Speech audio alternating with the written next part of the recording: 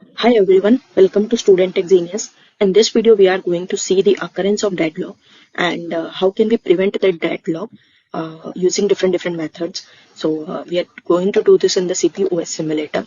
This is the program P1, this is the program P2, this is the program P3, and this is the program P4 we have. So we will start. For the first step, what you will do, open your notepad and create 4 text files. This is the deadlock 1. In the deadlock 1, you will enter your P1 program, deadlock 2 P2 program, deadlock 3 P3 program, and deadlock 4 P4 program. After that, open your CPU OS simulator. Click on this compiler button. It will open the program compiler, and here in the source, click on load and load your deadlock 1 program, which is P1 program. So open it. In the compiler, go to compile and click on compile. The program will be compiled. Now what you need to do, you need to change the base address. Base address I will change, for example, 100 or 1000. After that, you need to save this. So save, and in the assembly code, here is a option load in memory. Click on it.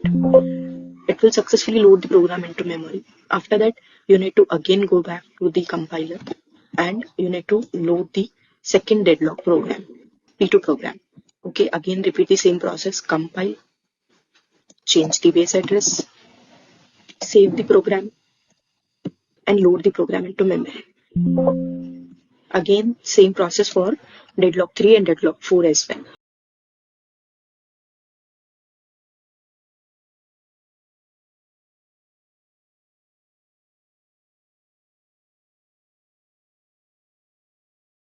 After loading all the 4 programs into the memory, you need to click on OS compiler, and it will open the OS simulator. Here you will see all your program list P1, P2, P3, P4. So what you need to do, you need to click on your programs P1 and click on create new process. It will create a process. Click on P2, create new process. Click on P3, create new process, and click on P4, create new process. It will create all the processes. Now what you need to do, you need to click on round robin and select the time slice. I am selecting time slice of 10 ticks. You can select any time slice. Now for occurrence of deadlock, what you need to do, I will just start the process. So start. Here in views, you will click on view resource. So here you can see that R1, R2, R3, R4. Now it says warning, process deadlock is detected. Here you can see that all the processes are in waiting process because they are all in deadlock state. How can we say that they are in deadlock state? Here, see, process P1 is requesting for R2. R2 is allocated to P2. P2 is requesting for R3. R3 is allocated to P3. P3 is requesting for R4, but R4 is allocated to P4, and P4 is requesting for R1, but R1 is allocated to P1. So this is a deadlock process, a deadlock condition.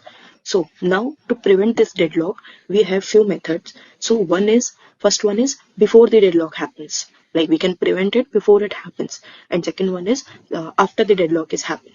So here now I have like the deadlock is in process. Okay, the deadlock is happened. So how can I prevent this deadlock? I have 2 processes for that. First one is, see, this is the one which happens after the deadlock happened. Okay, so first one is resource release and second one is remove process method. So first one, resource release. So what I need to do, from R1, R2, R3, R4, those 4 are in deadlock condition. So what I need to do, I need to select any of the resource. Like for example, I'm selecting R2 and I need to click on this release button. Okay, so now here you can see R2 is released, then R1 is released, R4 is released, and R3 is also released. So now there is no deadlock condition and the process is completed. We can view the logs. See, we can view the logs and the process is completed. So this is the first way we can prevent the deadlock after the deadlock has happened. Now the second method after the deadlock happened, that is remove process method. So I will again create the deadlock condition.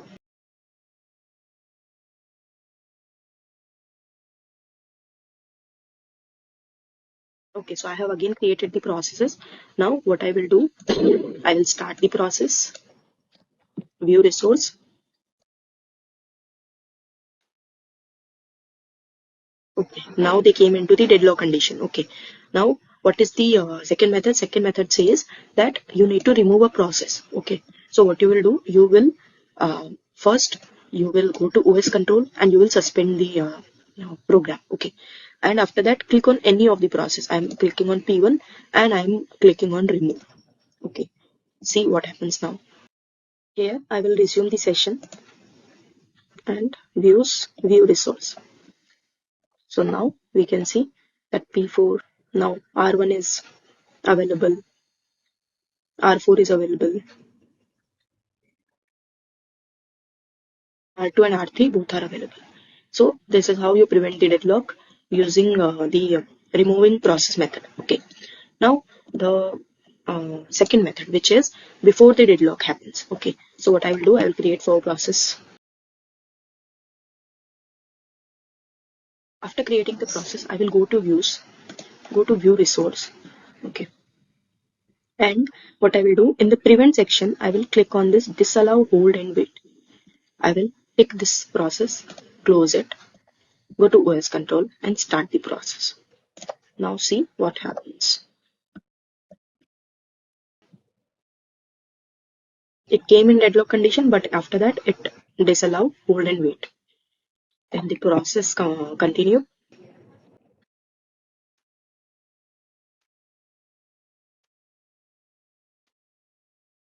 And they all started to be available. Okay, the process is completed.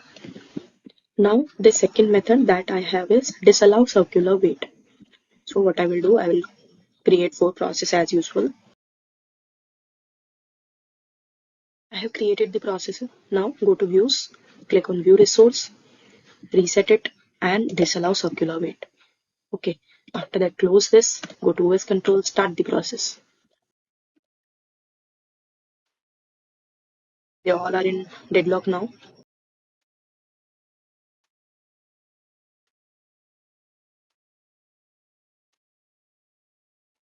So here the process is completed. There is no deadlocks now. After that, the third process, that is total ordering process. So again, I will create four process.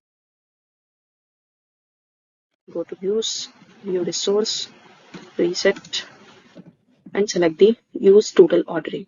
Okay, select it.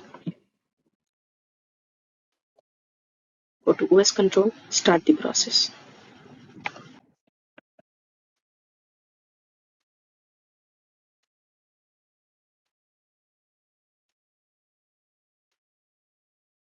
So here the process is completed. There is no deadlock now. So this is how you prevent the deadlock using different methods. It can be before occurrence of the deadlock and it can be after occurrence of the deadlock. So thank you.